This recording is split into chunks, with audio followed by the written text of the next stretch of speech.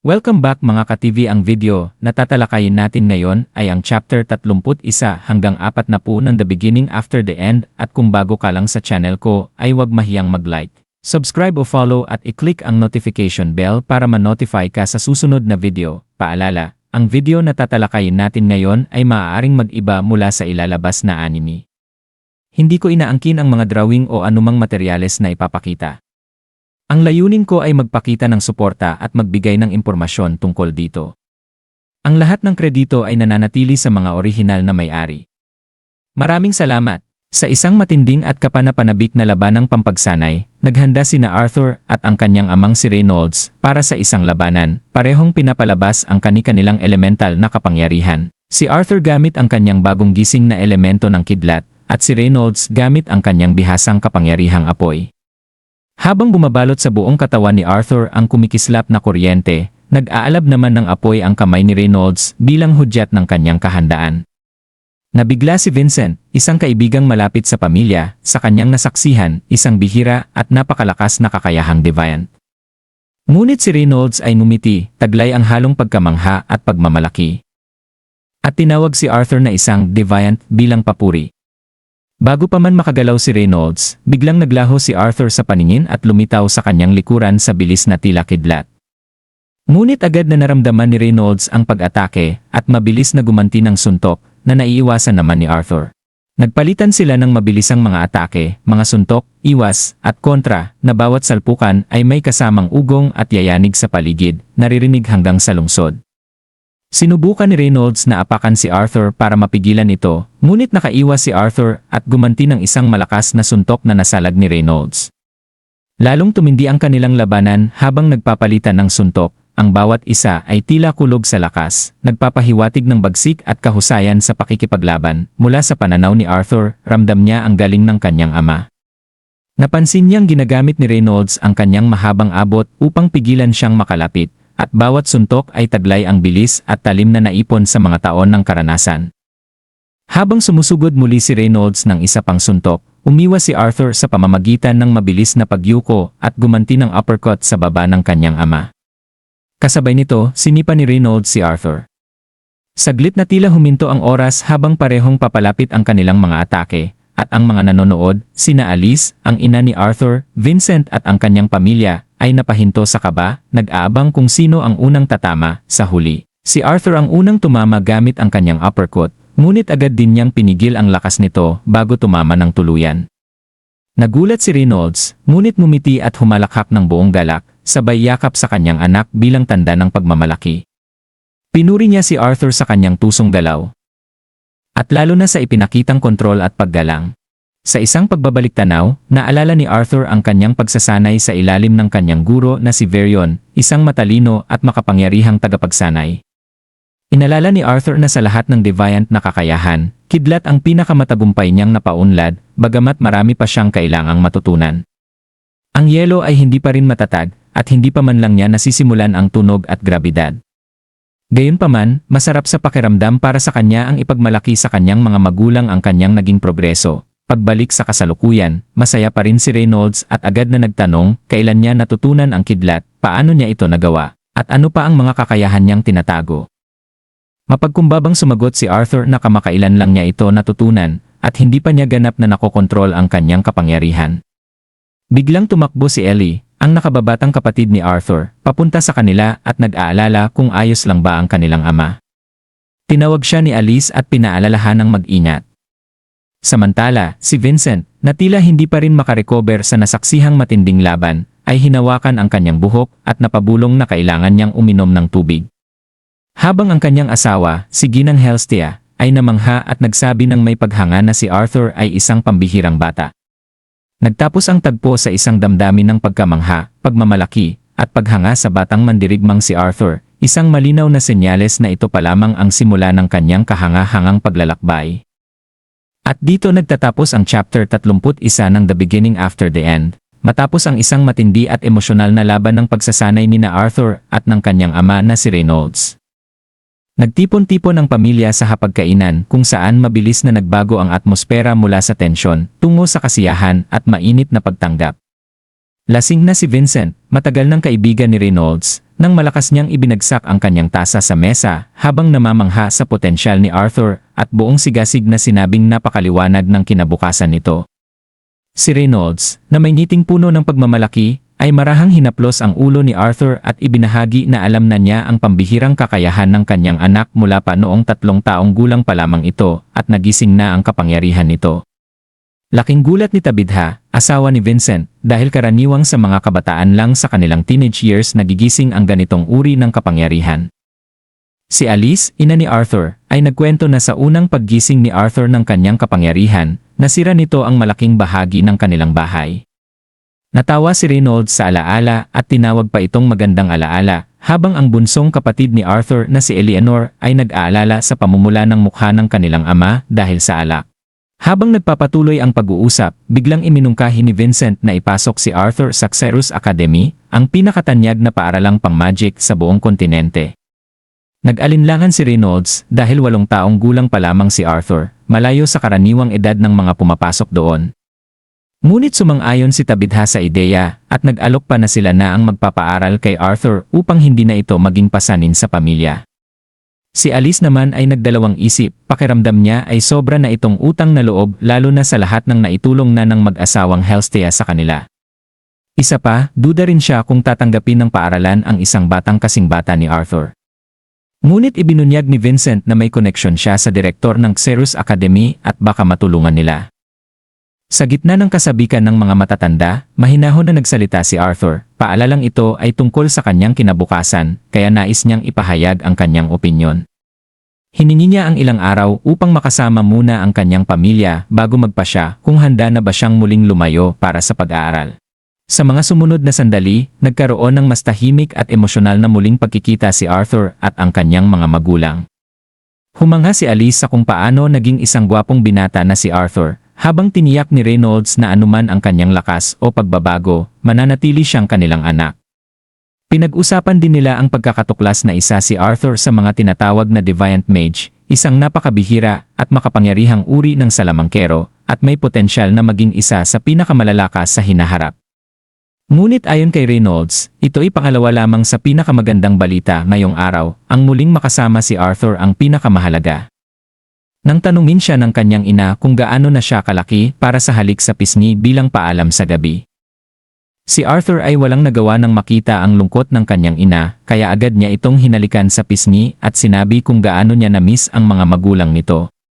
Bago matulog, pinag-usapan nila ang plano na mamili kinabukasan kasama si Eleanor, para makabonding silang magkapatid. Habang si Arthur ay naghahanda ng matulog, pinaalalahanan siya ni Reynolds na huwag masamain ang kasabikan ni Vincent, na ito ay nanggagaling sa magandang hangarin. Tumango si Arthur bilang tugon. Sa pagbabalik sa hapagkainan, muling sinabi ni Arthur na nais niyang maglaan ng oras sa kanyang pamilya bago magpasya tungkol sa Xerus Academy. Agad na sumang-ayon si Vincent na pagtantong masyado siyang nagpadalos-dalos. Pag-alis niya mula sa hapag, naglakad-lakad si Arthur sa pasilyo, hindi sigurado kung saan pupunta, hanggang sa matagpuan siya ni Lilia, anak ni na Vincent at Tabitha. At inakay siya palayo sa mga imbakan patungo sa isang mas komportableng lugar sa kanilang bahay. Dinala siya ni Lilia sa isang silid kung saan naroon ang ilang kasambahay na nagpapahinga. Humingi ng paumanhin si Arthur, iniisip na baka istorbo siya, lalo't naalala niya ang nasunog na damuhan mula sa kanilang sparring. Isang matandang kasambahay na si Maria ay pabirong sinisi siya, ngunit halatang biro lamang ito. Nilinaw ng butler ng pamilya na si Maria ay talagang mahilig mang-asar at hindi dapat seryosohin. Habang nagkukwentuhan at nagtatawanan ang mga tauhan ng bahay, tahimik na nanonood si Arthur. Napansin niya ang kasiyahang ipinapakita ni Lilia, malayo sa tahimik na anyo nito kanina, nang magtanong si Lilia kung may natitirang duck meat pa, lalo na ang matatabang parte, tinukso siya ni Maria sa tumatabang katawan. Umarte si Lilia na nagtatampo, ngunit may halong biro at hiling na bigyan siya ng pork belly sa susunod. Lahat ay nagtawanan, at sa mga sandaling iyon, nakita ni Arthur ang tunay na ugali ni Lilia, masayahin at bukas loob. Isang kasambahay ang bumulong kay Arthur na si Lilia ay madalas tumambay doon kapag siya ay na-stress. Nagtaka si Arthur, bakit naman siya na-stress? Ipinaliwanag ng butler na inaasahan ng kanyang mga magulang na maging isang magus si Lilia kahit hindi sila mga salamangkero. Gusto rin naman ni Lilia na maging isang magus, ngunit napakalaking pressure ito para sa isang batang babae. Tahimik na pinagmasdan ni Arthur si Lilia habang kumakain at nakangiti, ramdam niya ang bigat na dala ng dalagita sa kabila ng kanyang masayahing panlabas na anyo. Pagbalik sa pangyayari sa kanyang silid, muling tiniyak ni Arthur sa kanyang mga magulang na ramdam niya ang kabutihan ng pamilya Helstea at hindi siya nagtanim ng sama ng loob. Ngumiti sina Alice at Reynolds at tahimik na lumabas ng kwarto upang bigyang pahinga si Arthur. Habang papatapos ang gabi, marahang bumati ng good night si Alice sa kanyang anak, punong-puno ng pagmamahal at pasasalamat na muling makapiling siya. Isang gabi ng muling paglalapit ng pamilya, ng tawanan, pagninilay, at damdaming tunay, isang mahalagang pahinga para kay Arthur bago siya tuluyang magpasya tungkol sa landas na tatahakin sa kanyang hinaharap. At dito nagtatapos ang chapter 32 ng The Beginning After the End. Ginising si Arthur ng kanyang bond na si Sylvie, na masiglang dinilaan ang kanyang mukha. Natawa si Arthur at masayang bumangon. "Gising na ako, Sylvie," sabi niya at sumagot si Sylvie ng masiglang cue. Habang hawak niya ito, saglit siyang napatigil at naalala si Tesha, iniisip kung kumusta na ito. Bigla niyang naamoy si Sylvie at napangiwi sa baho nito, kaya't dali-daling tumakbo sa banyo. Mukhang hindi lang ako ang maliligo ngayon, biro niya. Matapos ang isang mahabang pakikipagbuno kay Sylvie na ayaw maligo, natapos din nila ang paliligo. Pagod si Sylvie, habang si Arthur ay natatawa pa rin. Hindi naman ganun kasama, sabi niya, kasabay ng pagkatok sa pinto. Pagbukas niya ng pinto, nandoon ang kapatid niyang si Eleanor, medyo malungkot dahil gising na si Arthur. Sabi ni Mama. "Gisingin ka," mahina nitong sabi. Ngumiti si Arthur at tinanong kung pwede ba siyang samahan pababa para makita si Mama. Lalong sumaya si Eleanor at agad niyang hinawakan ang kamay ng kapatid. "Kain tayo ng almusal tapos shopping." Masiglang sigaw niya habang hinihila si Arthur pababa. Matapos ang almusal, nagtungo sila sa masiglang pamilihan ng Ceres City. Manghang-mangha si Arthur sa laki at ganda ng lugar, lalo na sa isang tindahan na may mga nakadisplay na ulo ng bihirang mana beasts at makinang na orbs. Tinanong niya kung anong klaseng tindahan yon. Ipinaliwanag ni Tabitha, ang matriarka ng pamilyang Helstea, na ang mga orb na iyon ay tinatawag na beast cores, mga mahiwagang bagay na galing sa mana beasts na maaaring magpalakas sa isang tao. Pero babala niya, hindi pare-pareho ang epekto nito at sobrang mahal, umaabot ng daan-daang, kung hindi libu-libong ginto. Nagulat si Arthur sa presyo at naisip na ayos na siya sa sarili niyang beast wheel. Inalok siya ni Tabitha na tingnan ang mga beast core at baby mana beasts sa kanilang auction house kapag may pagkakataon. Nagpasalamat si Arthur, bigla siyang hinila ni Lilia, anak ni Tabitha, papunta sa ibang lugar. Ilang saglit lang, nasa isang barbershop na si Arthur, hindi makapaniwala. "Kailangan ba talaga to?" tanong niya. Sinagot siya ng kanyang ina, si Alice, na nakakahiya na raw ang buhok niya. Nangakong gagawin siyang kasingkinang ng isang hiyas ng barbero, habang si Arthur ay nag-iyak sa loob. Pagkatapos ng gupit, humanga ang lahat. "Mukha ka ng tao," sabi ni Alice. "Pwede ka na maging kuya ko," dagdag ni Eleanor. Medyo napangiwi si Arthur, pero alam niyang wala na siyang magagawa. Habang naglalakad sila sa tulay, napansin ni Arthur ang mga taong nakauniporme at may mga sandata. Ipinaliwanag ni Lilia na sila ay mga estudyante ng Ceres Academy. At isang status symbol ang pagsusuot ng ganoong uniporme. Mukha silang mayabang, komento ni Arthur, na sinang-ayunan ni Lilia. Tapos bigla may nakita sa Arthur, kaya agad na lang siyang tumakbo na parang tuta, ikinagulat ng lahat. Natawa si Alice at sinabing bihira niyang makita si Arthur na ganun ka-excited. "Masarap makita siyang parang bata," sabi ni Tabitha, lalo na pagkatapos ng ginawa niya kagabi. Naalala nila ang kahanga-hangang lakas ni Arthur noong nakaraang gabi. Nakarating si Arthur sa isang weapon shop at agad pumasok, humanga sa mga sandata at gamit. Ngunit agad siyang hinarap ng mga iba adventurer at pinagsabihang hindi ito lugar para sa bata. Isa pang lalaki ang tumawa sa kanya at sinabing ang tinitingnan niyang espada ay mapanganib, hindi laruan. Nang subukang hawakan ang balikat niya, tinapik ito ni Arthur palayo. "Alam ko kung ano ang espada. Paumanhin kung nakaharang ako," sabi niya sabay lakad paalis. Ngunit hinawakan siyang muli ng lalaki at pinagalitan. Bigla namang dumating si Alice. "Bitawan mo ang anak ko," mariin niyang sabi. Magrereklamo sana ang lalaki hanggang sa mapansin si Tabitha at mapanatad. "Helsty!" gulat niyang sabi. Sinabihan siya ni Tabitha na maaari niyang ipatanggal ang kanilang karapatang makibahagi sa Helstia Auction House, kaya't lumuhod ito agad at humingi ng tawad. Sa labas ng tindahan, nagpasalamat si Arthur kay Tabitha. Sa totoo lang, mas natakot ako sa pwedeng gawin mo sa kanya, biro ni Tabitha. Natawa si Alice. Sa di kalayuan, may isang misteryosong tao na nakasuot ng itim na balabal na lihim na pinagmamasdan si Sylvie. Pag-uwi nila, sinalubong si Arthur ni Vincent, nakatabi si Reynolds, ang ama ni Arthur. Arthur! Halika rito. May ipapakilala ako sa iyo, masiglang sabi ni Vincent. Tumayo ang isang matandang babae na may suot na sombrerong parang sa mangkukulam. Ikaw pala si Arthur. Marami na akong narinig tungkol sa iyo, sabi niya. Ako si Cynthia Goodsky, tagapagtatag at direktor ng Xerus Academy. Ngumiti siya kay Arthur, isang simula ng bagong kabanata sa buhay ng binata. At dito nagtatapos ang chapter 33 ng The Beginning After the End. Sa gitna ng isang mahigpit at mapanganib na pagsubok ng lakas at kakayahan sa mahika, ipinamalas ni Arthur ang lawak ng kanyang pagsasanay at potensyal. Nagsimula ang sagupaan nang hampasin ni Arthur ang lupa gamit ang kanyang paa, dahilan upang tumaas ang isang tipak ng semento. Sa perpektong tiyempo at kontrol, tinamaan niya ito sa ere at ipinadala kay Direktor Cynthia na may kahanga-hangang bilis at lakas. Gayunpaman, nanatiling kalmado si Cynthia at madaling hinarang ang pag-atake gamit ang wind magic. Ikinagulat ni Arthur ang kanyang kapangyarihan at kasanayan, hindi natinag. Sumugod si Arthur na may imbued na hangin sa kanyang braso at sinubukang suntukin si Cynthia, ngunit muli niya itong pinawalang bisa gamit ang kanyang wind magic, dahilan upang mapalipad si Arthur palayo. Habang nasa ere, agad niyang ginamit ang wind magic para kontrolin ang kanyang galaw at nagmuni-muni tungkol sa hirap ng pagsabayin ang earth at wind magic.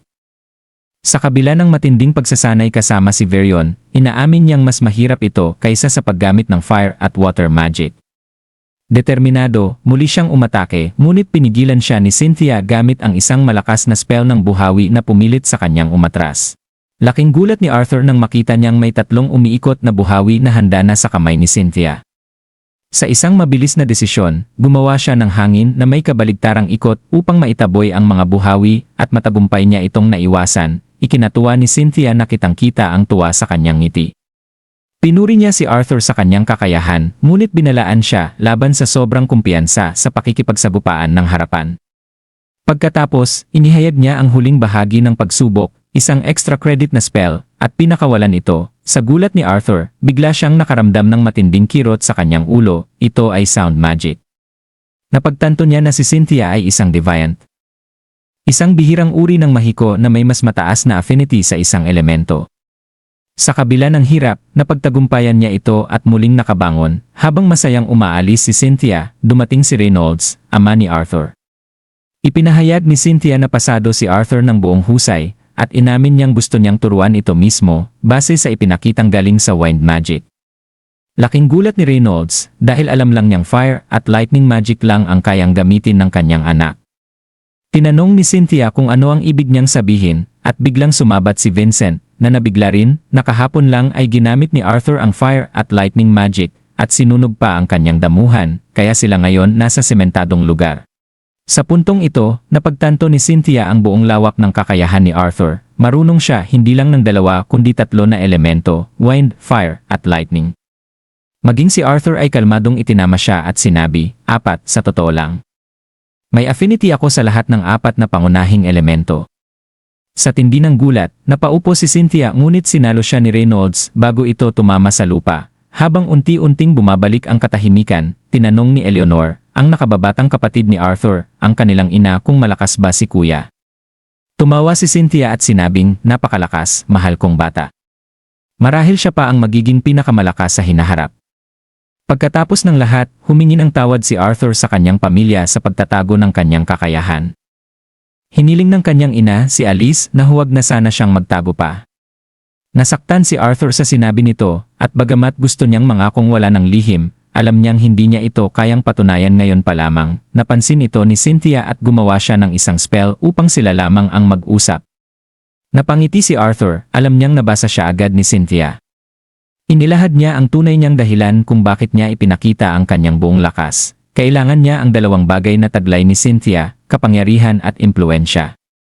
Sa kapalit, hiningi niyang protektahan ang kanyang pamilya hanggang sa siya na mismo ang maging sapat na malakas para gawin ito. Kapalit nito, pangako niyang papasok siya sa akademya at kikilalanin si Cynthia bilang kanyang benefactor. Tumawa si Cynthia sa lakas ng loob ni Arthur. Sinabing ni Harry at Reyna nga raw ng sapin ay hindi siya basta-basta pinapakiusapan ng ganoong kaswelo. Ngunit kalmado si Arthur at sinabing, marahil, mas batid ko ang halaga ng batang ito kaysa sa Harry at Reyna, sabay niting tiwala sa sarili. Gayunpaman, sinabi rin niyang hindi pa siya papasok sa akademya sa ngayon. Nagtaka si Cynthia, kaya tinanong kung ano ang balak ni Arthur. Ipinaliwanag niya na may ipinangako siya sa isang mahalagang tao na mamuhay ng buo at makabuluhan. Naniniwala siyang ang pagpasok sa Xerus Academy sa mas angkop na edad ang tamang hakbang para dito. Nang tanungin siya ni Cynthia kung ano ang balak niyang gawin sa nalalabing 3 taon, ibinunyag ni Arthur na hindi pa niya nasasabi sa kanyang pamilya, ngunit napagdesisyonan na niyang maging isang adventurer muna, isang hakbang patungo sa paghubog ng sarili sa kanyang sariling paraan, bago harapin ang mas malaking mundo ng Mahiko. At dito nagtatapos ang chapter 35 ng The Beginning After the End. Sa kabanata 36, isiniwalat ni Arthur sa kanyang pamilya ang balak niyang maging isang adventurer bago pumasok sa Xerus Academy. Matindi ang naging pagtutol ng kanyang ina, si Alice, na labis ang pagkabigla at takot sa ideyang muli na naman siyang mawawala. Galing pa lamang sila sa masakit na karanasang inakala nilang patay na si Arthur, kaya't hindi matanggap ni Alice na ilalagay muli sa panganib ang anak. Ang kanyang emosyonal na pagtutol ay naging sanhi ng ingay sa bahay na napansin ni Vincent at Cynthia na nasa kabilang kwarto. Si Eleanor, ang bunsong kapatid ni Arthur, ay nagsimulang umiyak sa tensyon, lalo pang nagpapabigat sa sitwasyon. Sa kabila ng pagtutol ng kanyang ina, mahinahong ipinaliwanag ni Arthur ang kanyang panig. Sinabi niyang hindi siya agad aalis at nais muna niyang maglaan ng oras kasama ang pamilya. Matapos ang 3 taong pananatili sa kaharian ng mga elf, pakiramdam niya ay marami siyang na-miss sa sapin at sa buong Decathlon. Nais niyang maranasan ang pakikipagsapalaran tulad ng ginawa ng kanyang mga magulang noon bilang mga adventurer at masubok ang mga kakayahang natutunan niya mula nang mapunta siya sa mundong ito. Si Reynolds, ang kanyang ama, ay mas maunawain at mas bukas sa ideya. Bagaman kinikilala rin niya ang panganib ng buhay adventurer, naiintindihan niya ang hangarin ni Arthur na mas lumago sa pamamagitan ng mga totoong karanasan. Habang nag-uusap, biglang naisip ni Arthur ang isang solusyon, paano kung may kasama siyang tagapangalaga o taga-subaybay sa bawat misyon. Bagamat muling tumutol si Alice sa simula, nakita ni Reynolds ang potensyal ng ideya at sinimulang ikonsidera ito. Matapos ang ilang sandali ng paglalambing ni Arthur at ang kanyang pangakong babalik tuwing ilang buwan upang hindi masyadong mawalay sa pamilya, unti-unting lumambot ang puso ni Alice. Pinakalma rin ni Arthur si Eleanor na akalang aalis na siya agad at nangakong mananatili muna sa piling nila. Sinubukang tanungin ni Alice kung bakit kailangan pa niyang mag-adventure ngayon at hindi na lamang pumasok sa paaralan kaagad. Ipinaliwanag ni Arthur na masyado siyang bata kumpara sa mga magiging kamag-aral sa Xerus. At baka mahirapan siyang makihalubilo kung ganoon. Nais niyang gamitin ang panahong ito para mas maging handa at mas maayos ang kanyang pagpasok sa eskwelahan. Unti-unti, nagsimulang maintindihan ni Alice ang dahilan ng anak, ngunit nagmungkahi pa rin na baka makatulong si Arthur sa ama sa halip na maglakbay. Ngunit tinanggap ni Reynolds ang desisyon ng anak, buong tiwala sa kakayahan at talino nito. Kinabukasan sa almusal, naging mas magaang ang usapan ng pamilya. Kinausap ni Alice si Reynolds tungkol sa pagkain nito ng mabilis, habang binibiro naman ni Vincent ang pagdahilan ng trabaho para lang makapag-party. Nang bumalik ang usapan kay Arthur, sinabi ni Alice na napagkasunduan na nilang payagan si Arthur na maging adventurer, ngunit sa ilalim ng ilang kondisyon. Una, maghihintay siya hanggang matapos ang kanyang kaarawan sa loob ng 3 buwan. Pangalawa, kailangang may bantay o tagapangalaga siyang kasama sa bawat misyon. At pangatlo, kailangang bumisita siya sa bahay kahit papaano tuwing 2 buwan na pag-usapan din kung sino ang maaaring maging bantay ni Arthur. At ipinunto ni Vincent na baka wala naman talagang sapat na lakas para mapantayan si Arthur. Sa gitna ng usapan, pinatawan ni Eleanor ang lahat ng gayahin si Sylvie gamit ang tinidor. Biglang nagkaroon ng ideya si Reynolds, ang Twin Horns, ang grupong dating kasama ni Arthur sa pakikipagsapalaran, ay babalik mula sa kanilang Dungchon expedition sa loob ng 2 buwan. Maaari silang pumili ng isa sa kanila bilang kasama ni Arthur sa kanyang mga misyon. Sa gulat ng lahat, pumayag si Alice at sinabing ito ay isang magandang ideya. Biniro naman siya ni Reynolds dahil sa pagkagulat nito na may magandang ideya siya. Sa huli, punong-puno ng kasabikan si Arthur sa posibilidad ng muling pagkikita nila ng kanyang mga dating kasama sa Twin Horns, sina Jasmine, Durden, Angela, Helen at Adam. Nagtapos ang kabanata sa isang masayang at puno ng pag-asa na tagpo, kung saan si Arthur ay isang hakbang na lang palayo sa pagsisimula ng panibagong yugto ng kanyang buhay. Isang yugto na pinagsasama ang kanyang hangarin para sa pakikipagsapalaran at ang pagmamahal at proteksyon ng kanyang pamilya. Sa kabilang dako, ang kabanata 37, binisita ni Arthur si Vincent sa opisina nito, na labis na nagulat sa biglaang pagdating ng bata. Ipinakita ni Arthur ang isang kabigha-bighaning kabigatan ng loob na lampas sa kanyang murang edad. Magalang niyang hiningi ang tulong ni Vincent upang makuha ang ilang kagamitan, isang hooded na protective cloak, isang espada na akma sa kanyang laki, at isang maskara na kayang baguhin ang kanyang boses. Bagaman abala si Vincent sa paghahanda para sa ika-negatibo isa-0 anibersaryo ng Helstia Auction House, pumayag siyang tumulong, nabighani sa kumpiyansa ni Arthur. Sa loob-loob niya, nagtaka siya kung paanong ang isang 8 taong gulang ay maaring magdala ng sarili na mas kahanga-hanga pa kaysa sa ilang maharlika. Ipinahayag ni Arthur na wala man siyang pera, may inihanda siyang paraan upang makabawi. Nais niyang tulungan hindi lang ang kanyang nakababatang kapatid na si Eleanor, kundi pati na rin si Lilia, anak ni Vincent, na mapabilis ang kanilang magical awakening. Nabigla si Vincent sa alok, lalo't hindi sila ni Tabitha, ang kanyang asawa, ay hindi marunong sa mahika at hindi nila inaakalang posible ito. Samantala, sa ibang bahagi ng kwento, magkasama sina Eleanor, Lilia, Tabitha at Alice sa pamimili. Malungkot si Eleanor na hindi sumama si Arthur sa kanila, kaya tinukso siya ni Lilia na tila hindi na siya mahalaga ngayong naroon na muli si Arthur. Sa sobrang biro, naiyak si Eleanor dahilan upang pagalitan si Lilia ni Tabitha. Ipinaliwanag ni Lilia na palagi na lang si Arthur ang bukang bibig ni Eleanor. Nagbiro si Tabitha na baka may crush si Lilia kay Arthur, na agad namang pinabulaanan ni Lilia, sabay sabing si Arthur ay isang werdo lang na sobrang lakas. Ipinahayag niya ang pagkainggit na siya ay naghihintay pa ring magising bilang isang mage, samantalang si Arthur ay napakalakas na sa kabila ng kabataan nito. Pinayuhan siya ni Alice na huwag ikumpara ang sarili kay Arthur dahil kakaiba talaga ang anak niya. Nagtanong si Lilia kung si Emma Lewin o si Alice ba ang nagsanay kay Arthur. Ngunit ikinagulat niyang maliban sa kaunting pagsasanay sa espada, halos wala silang ginawang paggabay sa anak.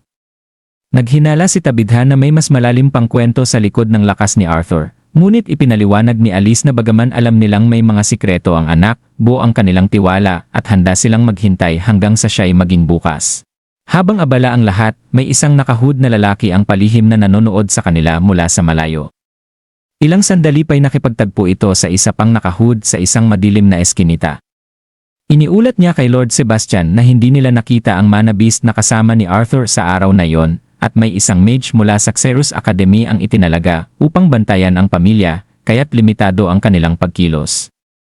Gayunpaman, nalaman nilang dadalo si Arthur sa anibersaryo ng auction house, isang perpektong pagkakataon para isakatuparan ang kanilang binabalak. Samantala, sa opisina ni Vincent, patuloy ang pagmamasid niya sa hindi maipaliwanag na presensya ni Arthur.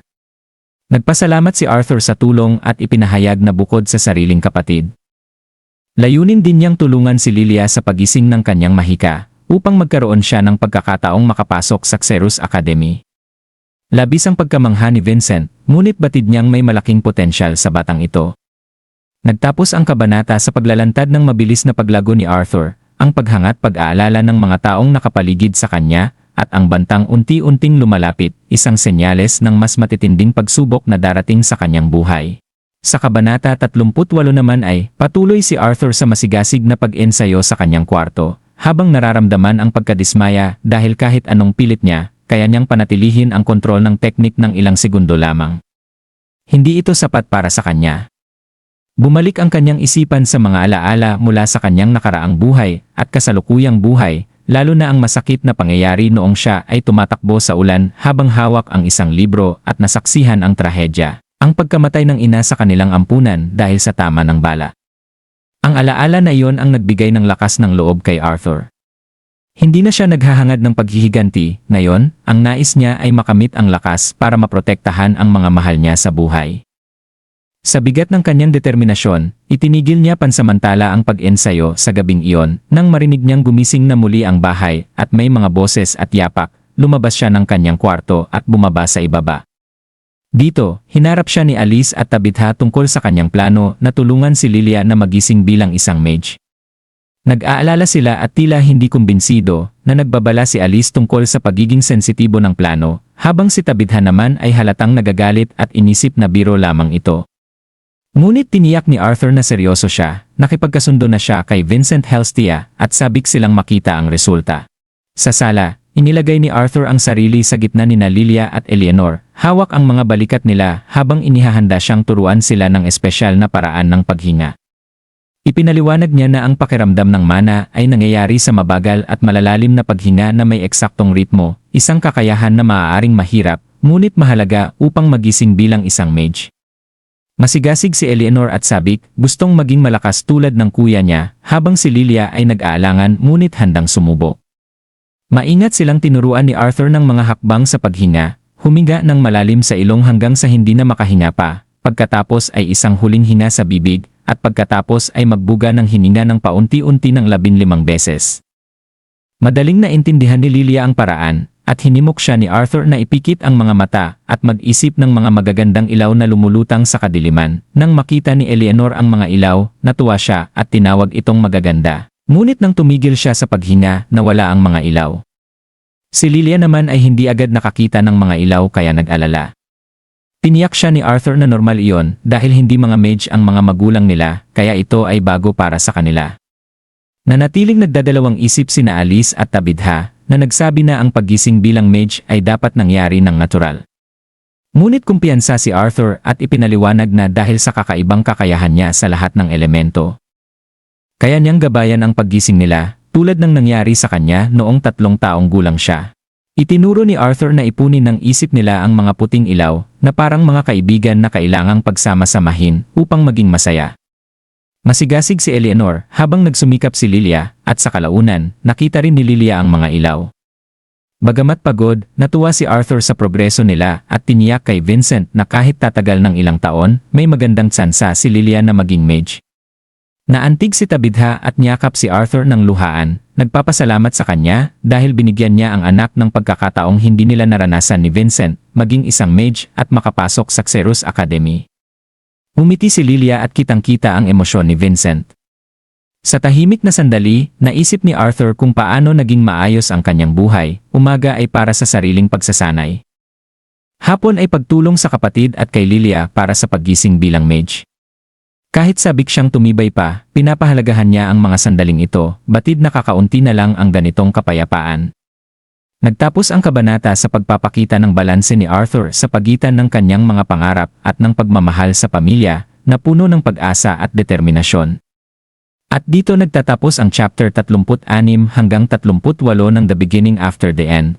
2 buwan matapos ang huling pagkikita, hindi mapakali si Arthur habang naglalakad paikot-ikot sa harap ng pintuan ng kanilang bahay. Halatang sabik siya sa pagdating ng Twin Horns. Habang naglalakad sina Alice at Reynolds papalapit, napansin ni Alice ang pagkabalisa ni Arthur at tinukso si Reynolds, sinasabing siguro sabik itong muli silang makita. Ngunit mumiti lang si Reynolds at itinuro si Arthur, sinabing mukhang siya talaga ang pinakasabik sa lahat. Habang naghihintay si Arthur, biglang tumalon si Sylvie sa kanyang balikat, dahilan upang magbiro siya na hindi na siya ganoon kaliit para sa ganoong sakay. Biglang may kumatok sa pintuan, naroon na sila. Agad-agad niyang binuksan ito, hindi maitago ang saya. Pagkabukas niya ng pinto, agad siyang niyakap ni Angela ng mahigpit, hanggang sa mapadikit ang mukha ni Arthur sa dibdib nito. Umiiyak si Angela, nagpapasalamat na ligtas si Arthur. Medyo nasasakal, nakiusap si Arthur na pakawalan siya. Nang tumapik si Durden sa balikat ni Angela, natauhan ito at bumitiw, nahihiyang umamin na nadala lang siya ng emosyon. Pagharap ni Arthur kay Durden, napansin niya ang mas lalong pagkalaki nito, na naging dahilan para maiyak rin si Durden sa tuwa. Si Adam naman ay sumingit at nagbiro kung bakit puro iyakan ang nangyari gayong plano nila ay mumiti para kay Arthur. Tinuro rin niya si Sylvie at nagbiro tungkol sa presensya ng itim na mana beast sa likod ni Arthur, pero agad siyang tinamaan ni Helen gamit ang kanyang pana. Ngumingiti si Helen at sinabing masayang-masaya silang makita si Arthur, na mas lumaki at mas gumwapo pa. Si Adam naman ay kunwaring na-offend, sinabing siya na lang ba ang masama dahil hindi siya umiyak at baka naman mature lang talaga siya. Bago pa makapagsalita si Arthur, biglang tumakbo si Jasmine papunta sa kanya at niyakap siya ng mahigpit habang umiiyak at paulit-ulit na humihingi ng tawad. Nabigla si Arthur at tinawag ang pangalan ni Jasmine. Habang pinagmamasdan ito ni Reynolds, napangiti siya at sinabing mukhang huli na sila sa pagpasok. Lumipas ang panahon at dumating ang araw ng Helstia Auction House event. Kinakausap ni Vincent si Reynolds tungkol sa seguridad ng lugar. Nag-aalala kung sapat ang proteksyon.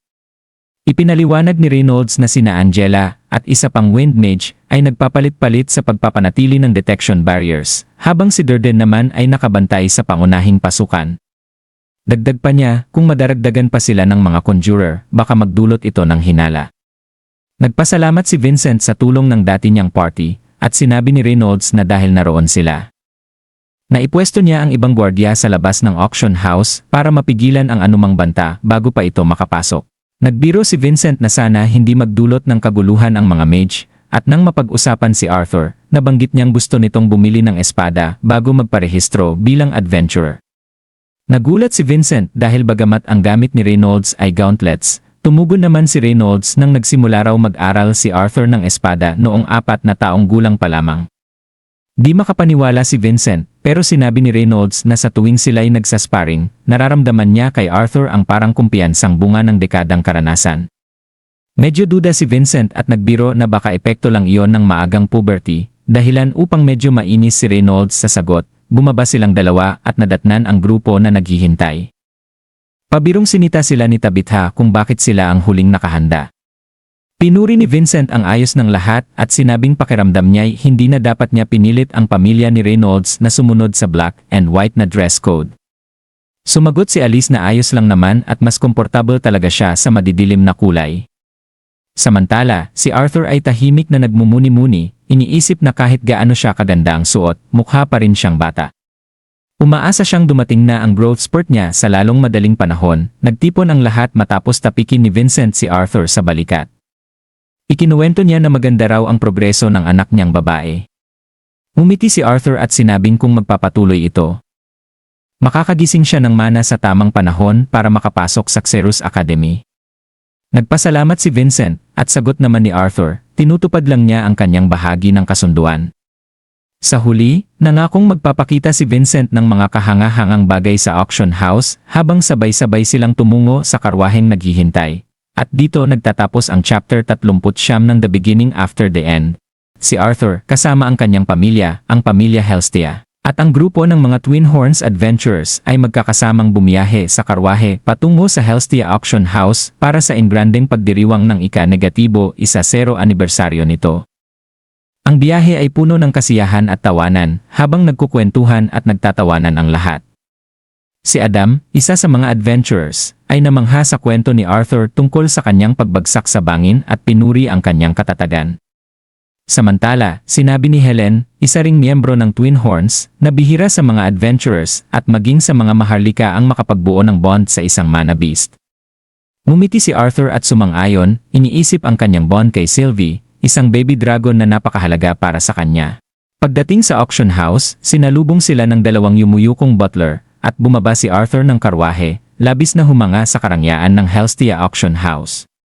Sa loob, namangha siya sa mga bihirang kayamanang nakadisplay, mga beast cores, kakaibang artifacts, at mga nilalang nakakaiba ang anyo. Kabilang na ang isang malapusa ang mukha, ngunit may katawang parang tao, at mga paang hindi niya maipaliwanag, na lalo niyang ikinagulat at ikinatuwa.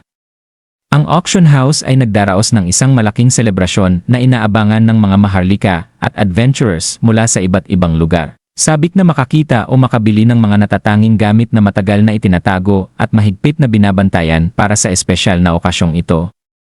Si Vincent Helstia, ang punong abala ng event, ay abala sa pagbibigay ng mga tagubilin sa kanyang mga tauhan para matiyak na maayos ang takbo ng lahat, habang si Reynolds, ang ama ni Arthur at pinuno ng mga gwardiya, ay nagbibigay ng utos na magsagawa ng regular na pag-ikot. Napaisip si Arthur sa husay ng kanyang ama bilang leader, at natuwa siya na mas nakikita nito ngayon ang kanyang dating kasamahan bilang kaibigan.